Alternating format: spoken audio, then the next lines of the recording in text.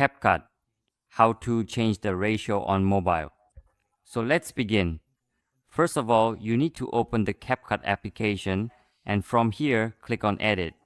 After going into Edit, either add a new project from here or click on an already existing project that you've added.